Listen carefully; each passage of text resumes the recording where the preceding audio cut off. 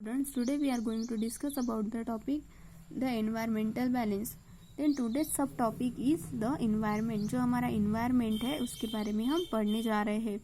The surroundings and the conditions in those surroundings which affect the life of organism there are together known as their environment.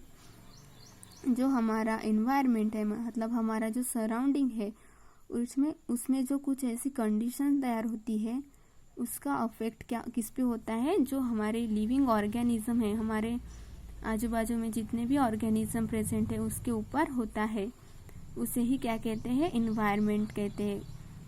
मतलब जो surrounding क्या करती है, कुछ ऐसी conditions तैयार करती है कि उसका डायरेक्टली अफेक्ट किसके ऊपर होता है, हमारे ऑर्गेनिज्म के ऊपर होता है. इस सिचुएशन को क्या कहते हैं, इसी को क्या कहते हैं, इन्वायरमेंट कहते हैं. It includes many components such as sunlight, air, water, soil, plants and animals, etc. हमारे इन्वायरमेंट में कुछ ऐसे कंपोनेंट्स हैं जैसे कि sunlight, air, water, soil, plants and animals etcetera. ये क्या है, हमारे सभी इन्वायरमेंट के ऐसे कुछ कंपोनेंट्स हैं जो इनसे हमें कुछ मिलता है. सनलाइट से हमें क्या सन से हमें क्या मिलता है, सनलाइट मिलता है. एयर का यूज़ हमें ऑक्सीजन के लिए होता है. वाटर हमें पानी पीने के लिए यूज़ होता है. ऐसे ही कुछ ऐसे कंपोनेंट्स हैं जो हमारे इन्वायरमेंट में प्रेजेंट है. इनसे ही इन्वायरमेंट तैयार होता है. Living and non living things are depend on each other. Living thing और नॉन लिविंग थिंग क्या है, वो एक दूसरे के ऊपर डिपेंडेंट है, मतलब वो एक दूसरे को मदद करते हैं. There is a lot of give and take और इंटरेक्शन बिटवीन देम. उनका क्या है, एक दूसरे के बीच में इंटरेक्शन है. वो क्या करते हैं, एक दूसरे को कुछ देते भी है, मतलब लिविंग थिंग नॉन लिविंग को कुछ देते हैं और नॉन लिविंग थिंग को कुछ देते हैं. वो एक दूसरे को देते हैं और लेते हैं, मतलब उनके बीच में एक इंटरेक्शन है. Environmental science studies this interaction.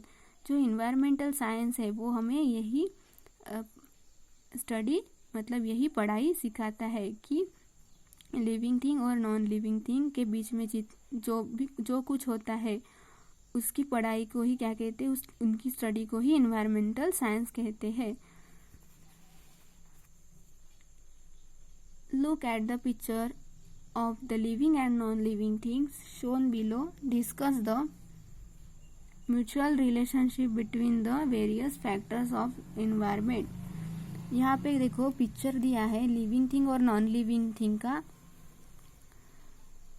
Discuss the relation मतलब इनमें क्या रिलेशनशिप आपको दिखाई देता है, यहाँ पे आपको पिक्चर में देखना है और समझना है. क्या है, कुछ आपको क्या मिलता है, देखो यहाँ पे एक माउंटेन है, यहाँ से क्या निकल रहा है, सन निकल रहा है. सन से हमें क्या मिलती है, सभी लिविंग थिंग को सनलाइट मिलता है. यहाँ पे देखो वाटर है, वाटर से हमें क्या मिलता है, सबको लिविंग थिंग को पानी पीने को मिलता है. यहाँ पे एक पेड़ मतलब सूखा हुआ पेड़ है, जब मतलब वुड है, वुड से हमें क्या मिलता है, हम इससे घर बना सकते हैं, फर्नीचर बना सकते हैं. सभी क्या है, यहाँ पे स्टोन है, स्टोन नॉन लिविंग थिंग है और बाकी सब क्या है, यहाँ पे लिविंग थिंग है. इनका क्या है, एक दूसरे से संबंध है, मतलब रिलेशन है. द फूड चेन, ये क्या है, फूड चेन है. फूड चेन का पिक्चर है जो आपको यहाँ पे दिखाई दे रहा है. फूड चेन मतलब क्या होता है स्टूडेंट, जो एनिमल्स एक दूसरे के मतलब जितने भी लिविंग थिंग है वो क्या है, एक दूसरे के ऊपर डिपेंडेंट है, उसे ही फूड चेन कहते हैं. जैसे कि सन है, यहाँ पे आपको ग्रास दिखाई दे रहा है, यहाँ पे ग्रास हॉपर है, यहाँ पे एक बर्ड दिखाई दे रहा है.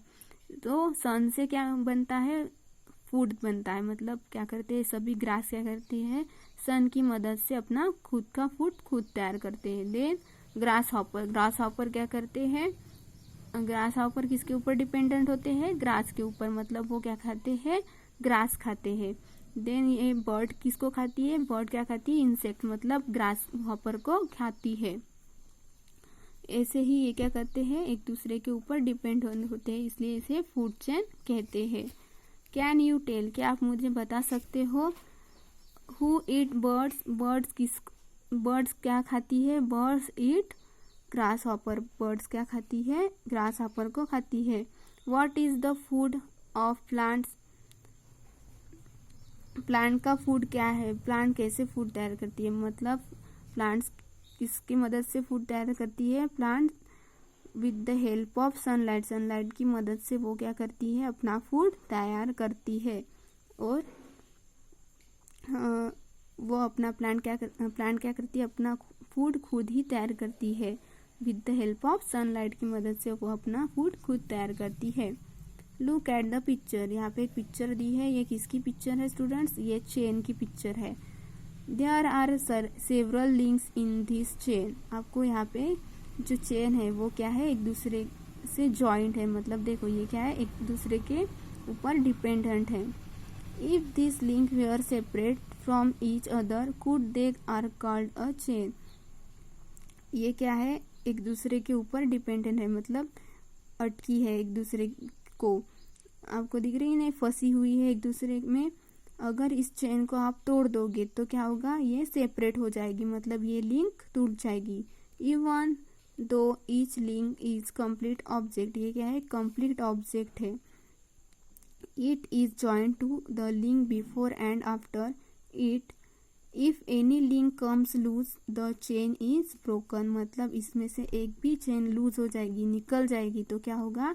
ये चेन टूट जाएगी, पूरी ब्रेक हो जाएगी। मतलब वैसे ही हमारा लिविंग थिंग का है।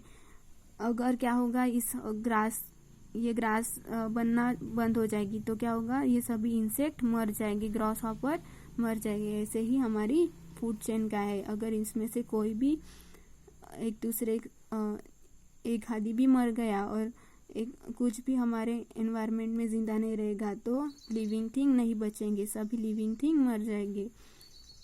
ऐसी हमारी फूड चेन तैयार होती है स्टूडेंट्स। अंडरस्टैंड?